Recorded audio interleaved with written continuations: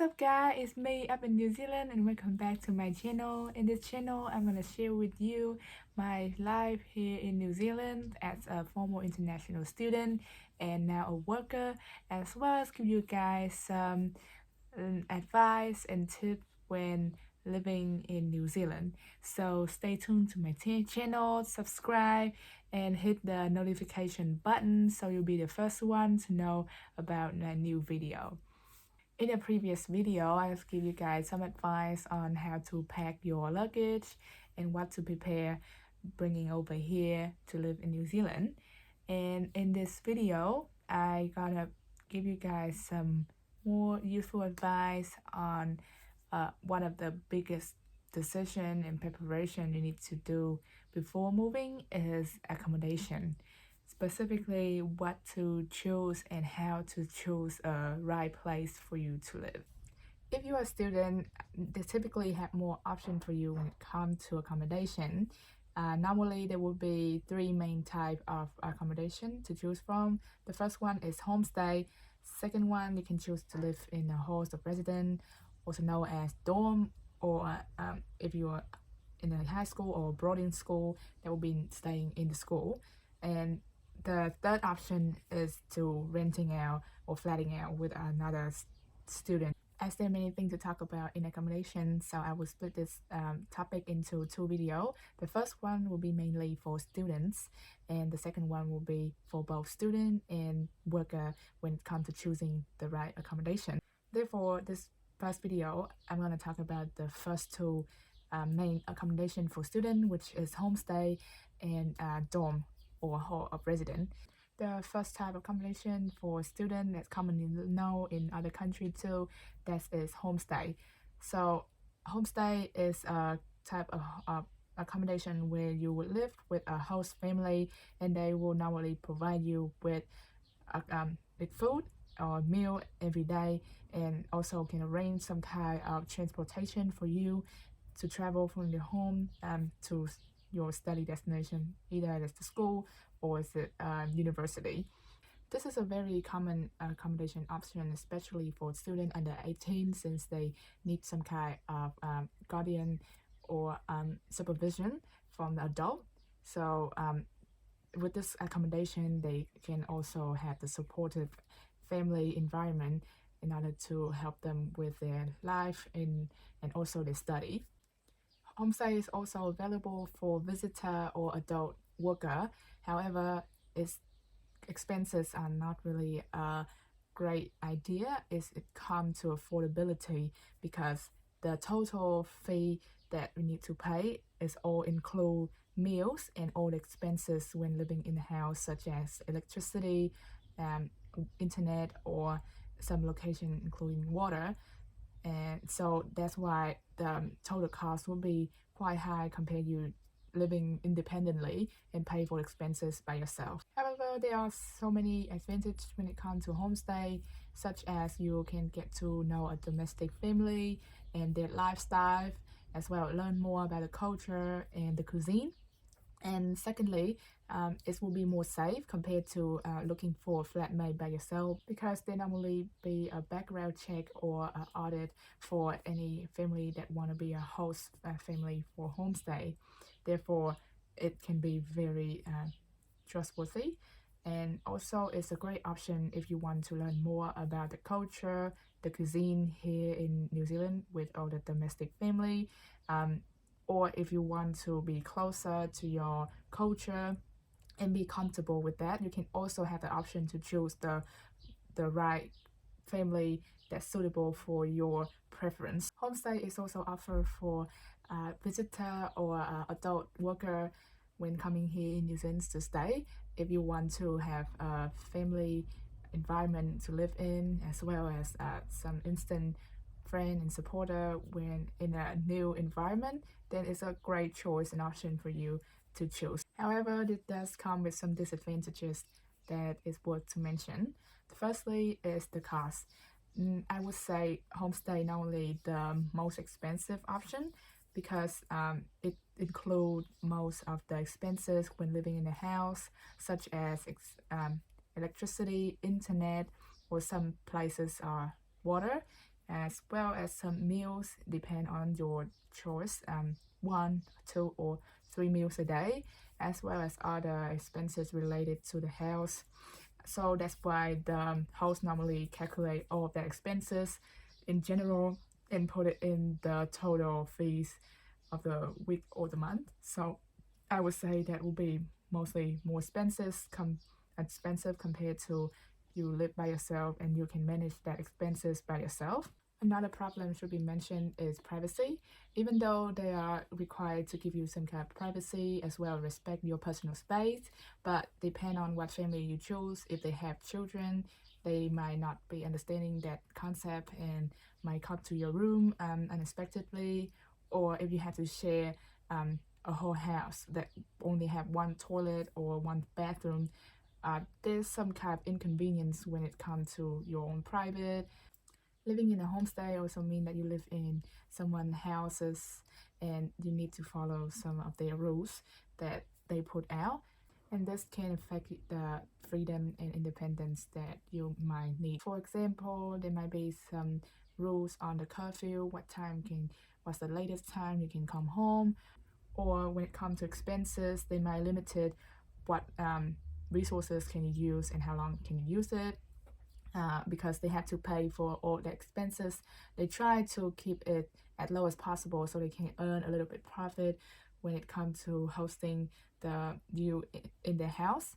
So they can limit it the time that you can shower, maybe only 5 or 10 minutes maximum, or the amount of cooking you can do for your own, so you can save some money on the gas or the water usage. Of course, these are some extreme example that I might come up with, but it's not a rare example because it does happen, and there's some family that does have those rules. So there's no way that I can tell how to choose that right generous family. So it's all depend on your own luck and situation. In order to find a host family, you can go to some of the link down below that I put, or you can go to you contact your own school or university. They might give you some offer and some recommendation that they have for the family that they normally work with their own student. The second option, but mainly for student and in some cases worker that work for the university or the boarding school, that is the hall of residence, or some place called dorm. That is a place where you can stay in the school or the university campus, and the university will take responsibility on maintaining and managing the whole facility. This is a great option for students who want to make more friends and socialize with a group of students, as well as it's a great location when it comes to going to your class and going into your courses, because it's in the campus, so you don't really have to worry much about transportation, and you can also access more facility around the university since you live there. It's really straightforward and easy to sign up and to find this kind of accommodation, because you just need to go to university website and find in the accommodation and click on the hall of residence. Then you will see what are the options that university or the school would offer. Depend on the university or the school facility and availability, but the main two option that you can have is self-catering or full catering. With full catering, they would normally provide you with meals every day, typically 3 meals a day, in a shared kitchen that will have some chef to cook and serve the food, and also every expenses will be included there, including electricity, internet, and all the cleaning services. With self-catering, you have the option to cook by yourself, and you can access the shared kitchen and cook whatever you want.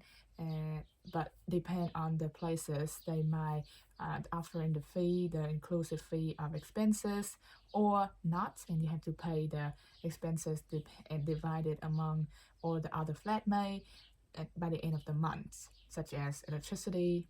The fee for self-catering obviously going to be cheaper than the full catering option, and it typically consists of the base fee of the room, the extra expenses.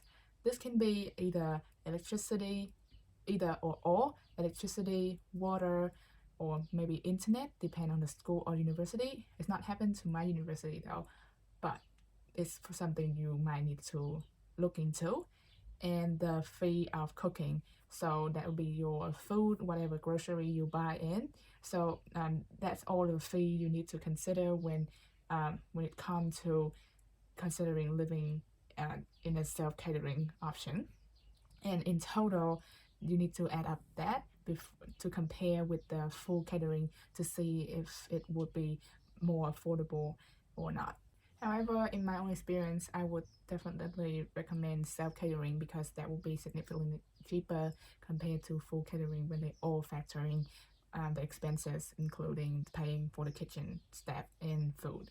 Different school and university have different design depend on their location. However, the common expectation for a school dorm or a hall of residence is that you have your own private room with most of the necessary furniture, such as a single bed with mattress and the desk and a closet for your stuff. You normally have to share a bathroom and toilet with how many number of other rooms there are in that floor or in that building, depend on the design. But typically and ideally should be less than 5 rooms.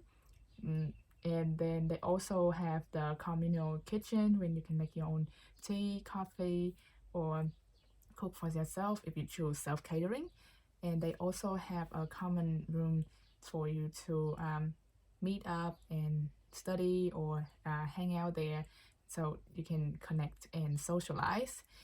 And normally the school will provide some kind of cleaning service for the common area and sometime for your private room if you have the full catering option. Since it's in the school or university campus as well as been managing by their staff, it's just absolutely safe for students to live in, as well as a great environment to socialize, and especially very convenient for students to focus on their study since they have all the facility and all the services provided. However, that can lead to some inconvenience later on after you graduate, since you don't have to access those kind of services and conveniences when it comes to cleaning or cooking. Another disadvantage that's similar to homestay is your privacy and freedom. When it comes to privacy, since you have to share the toilets and bathroom with 5 or even more other students in the same area, there might be some inconveniences that you have to come across, especially if it's a mixed dorm where you live among other gender students. And there might be some other students with bad habit when it comes to using the bathroom or the toilet, and you have to deal with. In terms of freedom, school or university already have their own rules and regulations, so their dorms and hall residence is no exception. And there might be some exception when it comes to visitor or some limitation on what can you bring into your dorm and the time can you access a certain facility. So that can be quite a disadvantage when it comes to living in a hall of residence. And last but not least, cost can be a big disadvantage since living in a hall can be quite expensive compared to living out by yourself or renting out with your friends.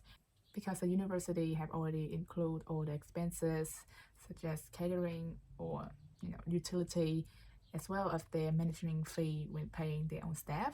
So that's why it's way higher compared to living outside. So that's one thing to consider. If you can have some kind of scholarship or you have sponsorship, then it won't be a big problem in that way. And that are some insight on the 2 most common accommodation options for students, which is homestay and halls of residence. I hope this will be useful for you when choosing the right one for you. If you want to know more about the third option, that's the cheapest one for both student or worker, that is renting or flatting out, then click on the subscribe button and wait for my next video, and I will see you then. Well, see ya.